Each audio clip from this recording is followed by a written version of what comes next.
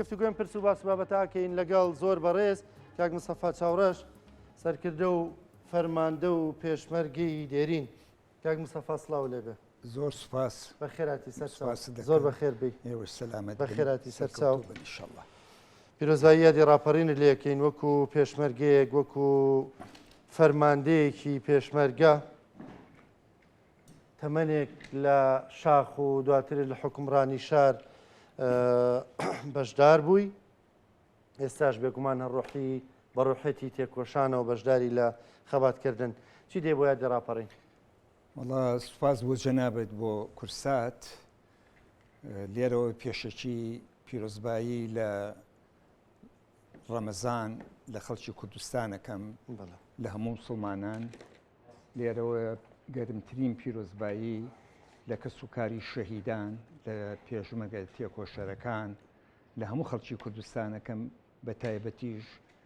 شاری ڕانێ و ڕاپەڕین و پشدەرۆ کە بڵێرسەی ڕاپەڕین کە لێەوە دەستی پێکرد. من ئەوە شتێکە کە هەمومانە بێ فەخر و شانازی پێوە بکەین و ڕاپەڕین دەستکەوتی هەموو خەڵکی کوردستانە. هی کەسێک نییە، هی شخصی نییە، هی ئەوانەیە کە دیارە مێژوو بە کەس ناشێمێرێ، ئەوانەی کە دەوریان هەبووە، ئەوانەی کە وەکو هێزی پێشمەرگە. بەڵام یەکی لە شتە ئەساسەکانی ڕاپەڕین یەکڕیزی خەڵکی کوردستان بوو کە لە ساڵی ئەو کاتانەی کە بەرەی کوردستانی دروست بوو یەشێ بوو لە کۆڵەکەیەوە بەو یەکڕیزێ هاتینەوە بۆ کوردستان. بەو یەکڕیزێ هەموو خەڵکی کوردستان و هەموو هێزی پێشمەرگە هەر کەسە بە بەرنامەی خۆی بەڵام بە یەکڕیزی بوو. ئەوە یەکێ بوو لە سەرکەوتنەکان و بێ ڕێگەم بن کە هەر لێرەوە داواکەم هەموو خەڵکی کوردستان بە ئەوروپاشەوە هەموو لایەنەکان بە ڕۆژەڵات و ڕۆژاوا و باشوور و هەمووی ئەوانەی کە هەیە هەموو لە سەحنا بوون. بۆ مانگێ زیاترە بە بۆنەی ئەو وەزعی کاتوێتە پێشەوە لەسەر ڕۆژاوا بزانە خەڵک هەموو یەکگرتوو بوو. ئەمنەوە ڕۆکەمە دەمی هەموو حیزبە سیاسیەکان بەیشێتی و پارتی و لایەنەکانی ترەوانە چکە یەکڕیزی خەڵکی کوردستان ڕاپەڕینی دروست کرد. ئێستاش ئەو خەڵکە هەموو لەسەر جادەیە شاری سلێمانیمان بینی، شارەکانی ترمان بینی، ئەوروپامان بینی، لە کۆڵن، لە فەڕەنسا، لە هۆڵەندا، هەموو ئەو خەڵکە بە شیعاری کوردستان و بە ئاڵای کوردستانەوە هەمویان هەمووی یەکە کوردستانی یەکە. جا ناکرێ ئەو خەڵکە هەمووی وابێ بەڵام ئێمە هەمومان نەتوانین کە بە یەکڕیزی قیادیەک دروستکەین بۆ ئەو وەزع. من لێرەوە داواکەم لە یەکێتی نیشتیمانی کوردستان لە پارتی دیموکراتیک و لە هەموو بتوانن بێنە مەیدان چکە بێجگە لەوەی کە ئەو مەسلەی ڕۆژاوە ئێستا بزانێت چییە گوزەرێ لە وڵاتەکەمانە. یعنی شتێک هاتوۆتە پێشەوانەیە کە ینی خۆشمانە بێت زۆر هوشیارانە یەکگرتوو نەبین، ئەوە نیدر خراپترە بین. ئێستامە هیچمان نەکردەوە درونمان پێوانێن. ئەوە دوێنێ نایەن بە سلێمانیەوە شەوان و ڕۆژانە بە هەموو شوێنەکانی وانێن خۆ ئێرانیش نییە بەشێکی ئەوانن کە سەر بە ئێرانن، ئەوانن کە لە مووسڵ و لە شوێنەکانی تر و حەشدی شعبیە نازانم چی ئەوەی کە لەوێشە بەخوا دۆستی ئێمەنین. یعنی بە هەموویەوە بۆ حاکمان ئەجات لەبەرەوە من داوای یەکڕیزی خەڵکی کوردستانەکەم بە تایبەتی قیادە کاک بافڵ، کاک مەسعود و کاک دابنیشم بەیەکەوە بە یەکگرتووی. ناکرێ هەر کەسە خۆی لەم وەزعە کە ناژانی چییە بێ. ئەوە تا کوردستان هەمووی لەبەر ئاگرایە هێشتا ماوە، هێشتا لە ئێران و لە ئیسرائیل و ئەمریکاش کۆتایی ناتۆ هەمومانەی بینین. شتێنێ من بۆ خەڵکی باسکەم بەڵام من حەزەکەم بۆ حرمەتی شەهیدەکان، بۆ خەڵکی کوردستان، بۆ شەهید عەلی نەبی کە یەکەم تەقەی ڕاپەڕینی کرد، بۆ ئسماعیل وەرتێیی و هەموو ئەو هاوڕایانە ئەوانەی کە شەهید بن لە ڕۆژی ڕاپەڕینە، بۆ هەموو شەهیدانی کوردستان ئەوە یەکگرتووی بن. من ئەوە ئاواتمە و پێم خۆشە. زۆر باشە. کاک مستەفا کە بڕیاری ڕاپەڕین درا، ئامانجەکانی دەستنیشان کرا، ئامانجەکانی ڕاپەڕین چی بوو؟ لە سەرەتاوەر ئەوە بوو کە بەعز لەناو ببرێ، دەسەڵاتی بەعز دوور بخرێتەوە، حکمی کوردی بێ، دواتر بێنە سەر وردەکاریەوەی کە ئامانجی ڕاپەڕین چی بێ؟ ئامانجی ڕاپەڕین دیارە هەمومان ئەوە زانین کە خەباتمان کردووە کە پێشمەرگایەتیمان کردو بۆی میلەتەکەمان ئازاد بێ میلەتەکەمان لەژێر دەستی زۆڵم و زۆری حیزبی باسە چکە ئەوەی کە سەدام و ڕژێمەکەی بە خەڵکی کوردستانیان کرد لە مێژووی هیچ میلەتەکانیە لە مێژووی ئەمانی کە ئێستا باسیەکە ئێمە کە ئیمڕۆ لە ساڕوغەنیان بە یەکتێوانە کەسیان بەقەدە میلەتی کورد عەزیەتیان نەکێشاوە 5,000 خەڵکی هەڵەبجەمان ئەنفال کرا 182,000 کەس بەرچمیاییەوە 182,000 کەس ئەنفال کرا 8,000 بارزانی ئەنفال کرا شوێن نەما چیمیاوی و شتی پێوە نەنیێن هەمومان زەحیی ئەو وەزعبوو اینجا لەبەرەوە ئێمە کە خەباتمان کردووە میلەتەکەمان هەموو عەزیەتی کێشاوە بۆی کردووە دەستکەوتەکانی پێش هەموو شتێوەکو باسم کرد لە پێشەوە یەکریزیە دروستبوونی حکوومەتی کوردستانە و حکوومەتە کە بتوانە ژیانی خەڵک باش بکە ژیانی کەسوکاری شەهیدان پێشمەرگە و حکوومەتی دروستکەین کە حکوومەتی هەموو خەڵک بێ دەست بەسەرا نەژیرێ کێشەی بۆ دروست نەکرێ ئەمەی کە ئێسای بینەوە ساڵێک و شتێک کە پەرلەمان هەڵبژێراو نەیتوانێ حکوومەت ئەم خەباتە کوڕانی خەڵکو و خەڵکی کوردستان کوڕەکانی خۆیان نابە شەهیدکردن لە پێناوەدا بۆ ئەمەیان کردووە یان بۆ ئەیان کردووە کە میلەتەکە کوردستان هەموو یەکڕیز بین دابنیشین بەرنامەی باشمان هەبێ بتوانین جوابی هەموو ناحەزان بینەوە ئێمە خۆمان ئەگەر یەکگرتوو نەبینەوە تا بە یەکگرتوو بین ناتوان هیچ شتێکمان لەگەڵا بکەن بەڵام ئەوانەی کە لەوێن ئیسفادە لەو تەناقوزا ئەوانەی کە لەگەڵمانە دانیشن لە پشتەوە لە پشتی پەردەوە بڕیاری خۆیانێ سیاسەتی دراوسەکان جێبەجێەکەن کەسیان چایان بە ئازادی کوردستانە هەڵنایە هەموو خواخۆیانە سەرکوەوە تا هەر ڕۆژەیەکی لە میلیاشای فلان و میلیشای فلان و لە چەندین قۆڵەوە درۆنە نێن بە کوردستانەوانە گوناحی ئێمەژەوەیە کە میلەتێکی نمانی بژین میلەتێکین حکوومەت دەوڵەتمان نییە جا لەبەرەوە من هیوادارم ئەگەر بمانەوە دەستکەوتەکان زیاتر باشتر بکەین یەکڕیز بین و ینی میلەتەکەی خۆمان بە پشت و پەنای خۆمان مەزەین نەبین بە پیاوی هیچ دەوڵەتێک زۆر باشە کاک مستەفا ڕەنگە ئەگەر ساڵێک لەمەوە بەرێمان بەرنامەیەمان کردا لە یاری ڕاپەڕیندا ڕەنگە زۆر پڕ بووایە لە ڕەخنە لە خراپیەکانی حکومڕانی هەرێمی کوردستان خراپیەکانی دەسەڵاتی کوردی خراپیەکانی یەکێتی و پارتی لەبەرەوەی کە دەڵێن یەکێتی پارتی لەبەرەوەیان حکومڕانی هەرێمەکەن بەڵام دوای دۆخی ڕۆژاوای کوردستان وا دەردەکەوێت خەڵک ئێستا ینی زیاتر لەوە تێدەگا کە یەکێتی و پارتی بە هەموو ئەوەی کە کردویانە ینی توانیویانە ئەوەندا دەستکەوت هەبێ بۆ خەڵکی کوردستان بە هەموو کەم و کوڕیەکانیانەوە ینی چەند دامە و کوڕمانەکە لەسەرەوەی کە حکومڕانەکە باشتر بکەین و ئەو دەستکەوتەشی کە هەیە بیپارێزین ینی هەم ڕەخنە بگرین و هەم ڕەنگە ساڵێک لەمە بەربواە بەلامان ینی لە خەڵکێکی زۆرت بپرسیابی و تا بابچینەوە سەر بەغدا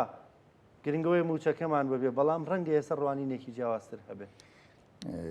کاکە گیان خۆداگەداری لە ڕۆژانی دوێنێ پێرێ بوو سێ مانگ بوو نازانم چەنی مانگ بوو ترامپ هاتە سەرخەت و تەلەفۆنی لەگەڵ کاک بافڵ و کاک مەسعود و لەگەڵ مستەفای هیجریش کردی ڕەنگە نازانم لەگەڵ شێکدا بۆ ئەی کات چکە ئێمە دوو بە تایبەتی دوو هێزی سەرچین لە کوردستانی ڕۆژاوە هین لە کوردستانی خوار و ئێمە کە دوو هێزی چەکدارمانەیە دۆست و دوژمن حسابی لەسەرەکە جا لەبەرەوە ئێمە ئەوەی لەسەر شانمانە ئەوەی کە پێویستە مادام خۆمان ئەو حسابمان لەسەرەکرێ ئەمەی کە ئێستا ئەکرێ ئەگەر ئێمە بەرنمەیەکی باشمان نەبێ و ئەوەی کە کردومانە لەگەڵ من یەمەوە سەر یەکڕازیەکە ئەو مەسلەی مەعاشوانە هەر ڕۆژەی دەستیان خسۆتە قوربمان ئەم هەموو پێشمەرگە فەقیرانی کە هەموو کەمەندان بوون بەخۆشمەوە یەگەی ینی کە هەمومان ئەوەمان هاتووە ئەوە دوو سێ مانگە مەعاشیان بڕیوە ئەی باشە هەر ڕۆژەی بیانوێک وڵا قایمەکە من ناڵم لای خۆمانەوە کەم و کوڕی نییە بەڵام ئەوە ئەگەر ئێمە خۆمان بەرنمەیەکی باشمان بۆ هەموو شتەکان ئەمان توانی زۆر دەستکەوتی تر بەدەستبێنین جا من دایمە لە هەموو شوێنەکانیشا کە کاتێک لە واجبی شابووم لە فەرماندەیی بووم دایمە قسەی تەبایی و برایەتیم کردووە دایمە چکە قەنەع من خۆم ئازارەکەی زانم من گەنجێک نیم لەسەر فەیسبوک و ڕسم و شت قسە بکەم لە یەکەم ڕۆژەوە ئێمە لە هەموو ڕۆژگارەکانە لەگەڵ یەکێتی نیشتیمانی کوردستان هەر یەکێتی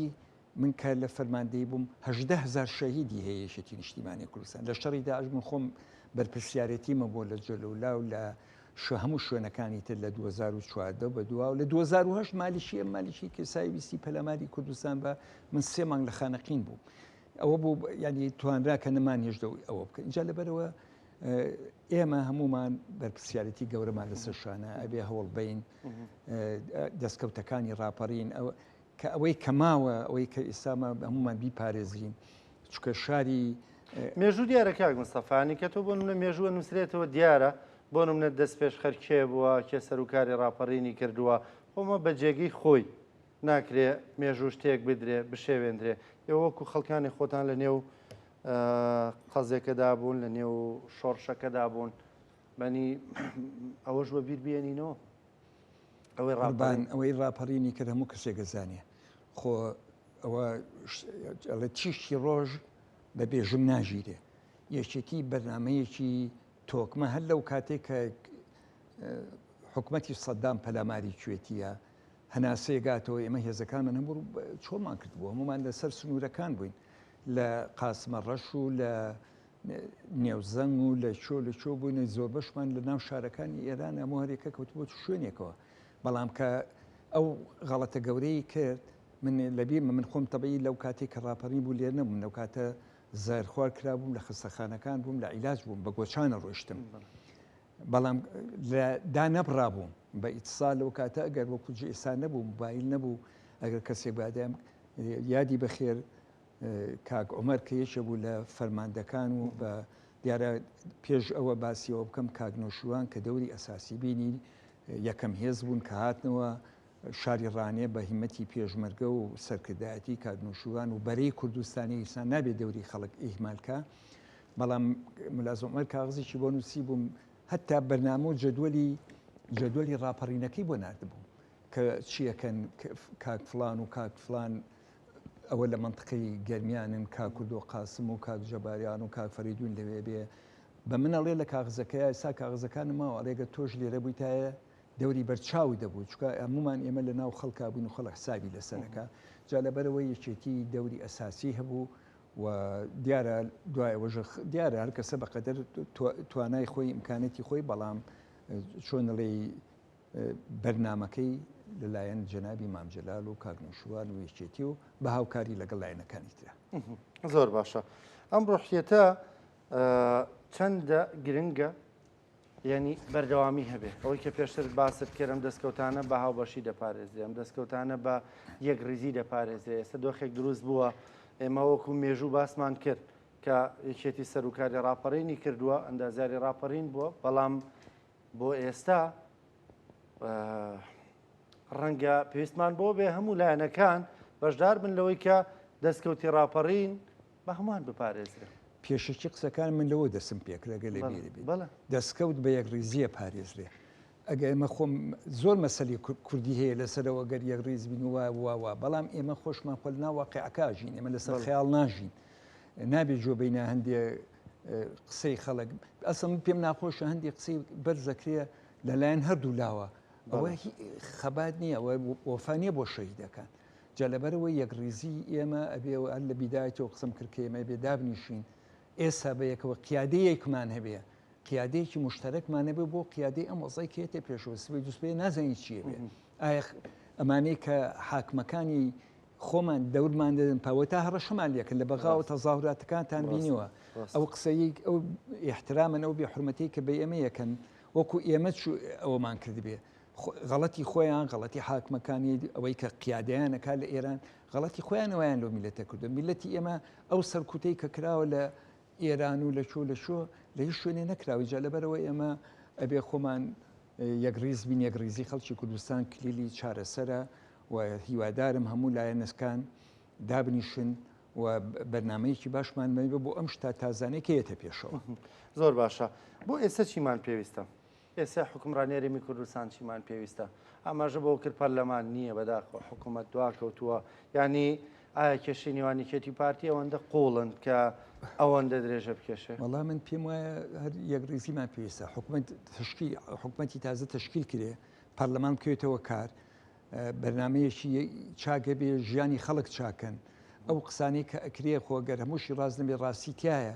ئەم وەزعیکەیە ینی خەڵک ژیانی خراپە پێشمەرگە ئێستا من حەزەکەم بزانی ئەو کاتەی من لە واجبا بووم لە خانەقین لە ڕانی و پشدەر و باڵەکایەتەوە ئێستاش لەوێن پێشمەرگەمانە بێت بۆ خانەقین و جەلۆلا مانگانەکەی پێسەدیان بەوە بەشی کرێی هاوچۆکەی ناکرد جا لەبەرەوە بێ ئێمە بتوانین پێشەمشتیە پێویستیەکانی هێزی پێشمەرگە چاکەین لە ئێستا جیاواز دەخەڵ کە سوکاری شەیدان ئاشکەینەوە خەڵکی کوردستان ئاشکەینەوە ئەم هەموو خەڵکە مەعاشی نییە و ئەم هەموو مامۆسایەتە سەرجادە خۆ لە خۆیەوە نەهاتووە دیارە خەلەلێگەی ئەم حکوومەتا بێ دابنیشە بەرنامەی هەبێ بە شیعارات و بە جەولەی هەندێک وڵات ناکرێ ئەوەی کەی بینین و ئەمانە بەوە ئەکرێ خۆمان دابنیشین حکوومەتەکە کاراکەینەوە لەسەر وەزیرێک فلانەیە ڕئیس جمهور تا چۆن گیرمان خواردەوە بەدەست ئەوەی کە ڕئیس جمهور چێ بێ وەزیری ناوخۆ چێ بێ ئەمە کاتی ئەوە نیە کاتی ئەوەیە هەموو شتەکان بەلاوە بنین لە چیسمانە چێوە بەرنامەی چاکمان هەبێ بە یەکگرتووی قسێکی سەرنجڕاکێت شکر کاک مستەفاوی کە دەڵێ ینی بەچوونە ئەم وڵاتەوە وڵات نییە بێمە لە ناوخۆیە موچەی خەڵک بین ژیانی خەڵک باش بکەین ینی کاتێمە بێ حکمڕانەکە لە ناوخۆی خۆمانە خۆمان تۆکمە بکەین وڵاتانی تروا سێرمانەکەن تۆ کیت ئەو هەم مامەڵە لەگەڵدا دەکەن 100% وایە خۆمان ئیشەکە بەرنامە لای خۆمانە چکە گەر کەس نایە پشتی تۆ بخورێنێ ئەگەر خۆت نەتوانی پشتی خۆ بخورێنی ئەوەی کەیە دۆسایەتی دەکا سەردانێگەکەی ئەچیتە فلان شوێن خۆ ئەوە دۆسایەتی دەکەن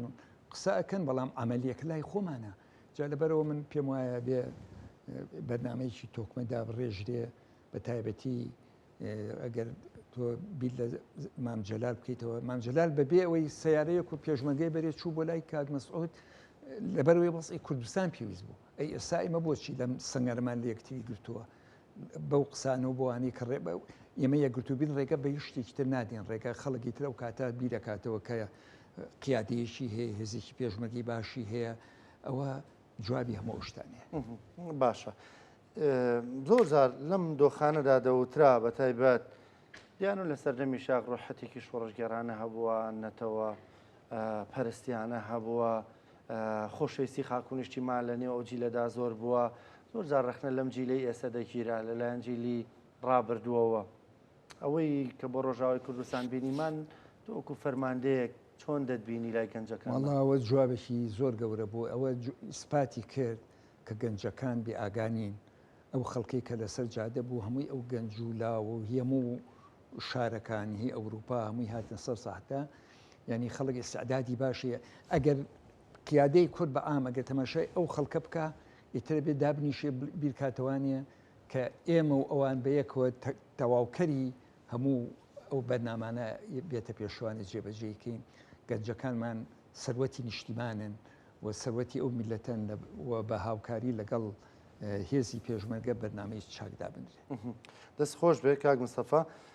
بیرەوەریەکانی خۆشە نووسیوەتەوە من سپاس دەکەم زۆر سپاس بۆ ئەم دیارێشە چەندە گرنگە ئێوەمانان کە لە شاغ بوون لە نێو وردەکاریەکاندا بوون هاوڕەکانی دیکەشت بیرەوەریەکانیان بنووسنەوە ئەو ڕۆژانە تۆمار بکەن وڵا بیرەوەریەکەی من لە 56ەوە نووسیمە ئێستا عمریشم دەرەکەوێت لەوێەوە بەڵام ئەوەی کە ئێستا من لەگەڵ تۆ باسم کرد هەموو لە یادەوەریەکەمانی بەخوا شەڕی ناوخۆی تایە نازانم لەگەڵ بەعس و ڕوخانی بەعس و پێشتر و لە کۆمەڵی قۆناغی میلەتەکەمانی تایە لەبەرەوە حەزەکەم خەڵک بە وجدانەوە بینوسێ من غدرم لە خۆم کردبێ کە تەماشا پێش خوێنێ تەماشا ڕسمەکان کە شایدیەوەن کە بە وجدانەوە نووسیمە خەڵکی تری منەوە شەشەم جارە چاپیەکەم ئەنەگەر بکرێ بڵی باش و بە خراپەوە تۆ ئەوەی کە لێرە نووسیوتێتەوە ویژدانی خۆ پێمەڵێن زۆر شتی ترێ من چەند ساڵ مەسوولی پەیوەندیەکانی پێشڕوخان من لەگەڵ مامجلال چوومە بەریتانیا عەبدولعەزیز حەکیم باوکی ئەم عەمارە دوو جار چوم لە پەروێستخانەوە پێش ڕووخانی سەدامی ناومە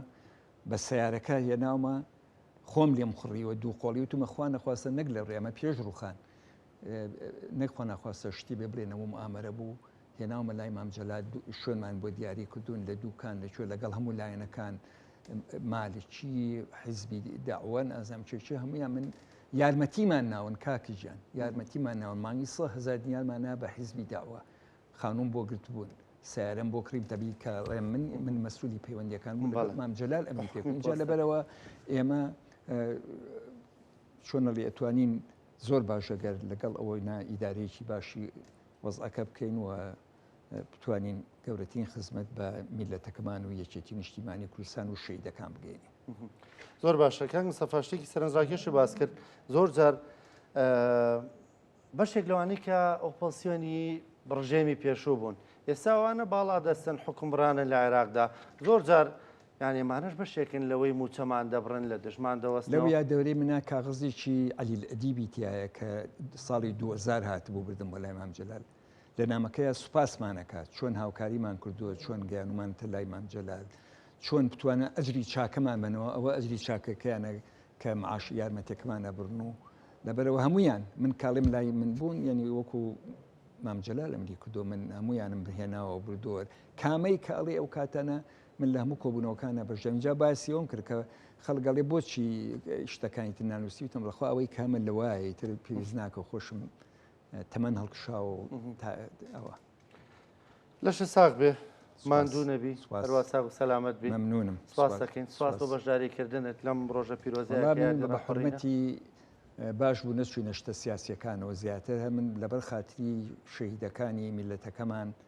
لەبەر ڕۆژی ڕاپەڕین کە داوای لێکردم کاک ڕزگار وتم بەسەر چاویەم ئەژنا زۆر خۆم کەنارەگرم بەڕاستی لە زۆر شتی تر هەر کەسە هینی خۆی لەش ساق بێ مەمنونم دەست خۆش بێ ماندوو نەبی هەروە ساق و سەلامەت بی کاک هیوادارم ئێوەش سەرکەوتوو بن سڵاوم بۆ هەموو کاردیرەکان و کارمەندەکانی کورسات و بۆ یەکەی بە یەکەی برادەرەکانتان زۆر سپاس دەکەین زۆر سپاس بە خێراتی سەر زۆر بەخێر بێت